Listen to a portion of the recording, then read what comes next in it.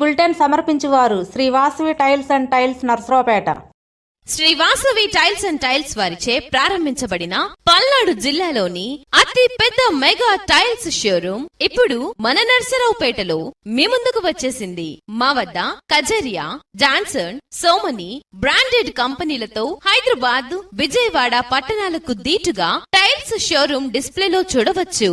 ఇవే కాకుండా మా వద్ద all Gujarat tiles and sanitary taps, MYK Laticrete, Roff adhesives wholesale రేట్లకే రీటైల్ గా అమ్మబడును.